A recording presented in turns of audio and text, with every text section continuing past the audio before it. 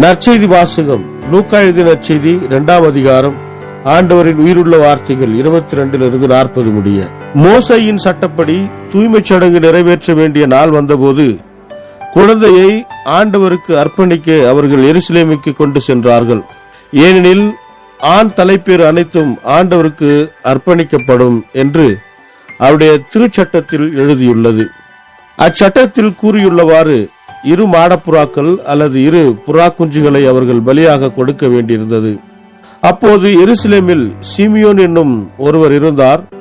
அவர் நேர்மையானவர், இறைப்பற்று கொண்டவர், இஸ்ரேலுக்கு வாக்களிக்கப்பட்ட ஆறுதலை எதிர்பார்த்திருந்தவர். தூய ஆவி அவர் பெற்றிருந்தார். ஆணுடைய மெசியாவை காணும் முன் அவர் சாகப் போவதில்லை என்று தூய ஆவியால் உணர்த்தப்பட்டிருந்தார். அந்த ஆவியின் தூண்டுதலால் அவர் கோவிலுக்கு வந்திருந்தார். திருச்சட்ட வழக்கத்திற்கு ஏற்ப செய்ய வேண்டியதை குழந்தை இயேசுவுக்கு செய்து முடிக்க பெற்றோர் அதனை உள்ளே கொண்டு வந்தபோது சீமோன் குழந்தையை கையில் ஏந்தி கடவுளை போற்றி, ஆண்டவரே, உமது சொற்படி அடியான் என்னை இப்போது அமைதியுடன் போக செய்தீர். ஏனெனில் மக்கள் அனைவரும் காணுமாறு நீர் ஏற்பாடு செய்துள்ள உமது மீட்பை என் கண்கள் கண்டு கொண்டன. இம்மீட்பே பிற இனத்தாருக்கு வெளிப்பாடு அருளும் ஒளி. இதுவே மக்களாகிய இஸ்ரேலுக்கு பெருமை என்றார். குழந்தையை குறித்து கூறியவை பற்றி அதன் தாயும் தந்தையும் வியப்புற்றனர்.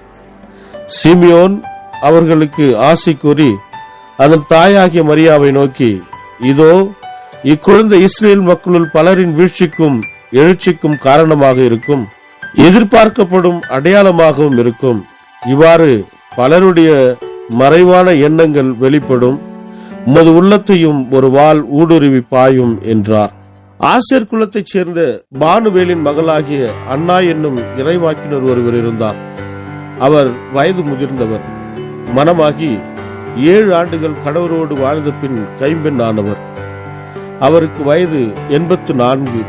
அவர் கோவிலை விட்டு நீங்காமல் நோன்பிருந்து மன்றாடி அல்லும் பகலும் திருப்பணி செய்து வந்தார். அவரும் அந்நேரத்தில் அங்கு வந்து கடவுளை புகழ்ந்து எருசலேமின் மீட்புக்காக காத்திருந்த எல்லாரிடமும் அக்குழந்தையை பற்றி பேசினார்.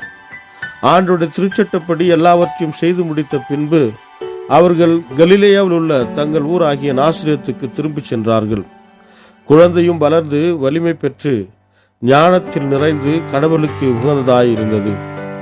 இது வாழ்வு தரும் கிறிஸ்துவின் நற்செய்தி. கிறிஸ்துவே உமக்கு புகழ்.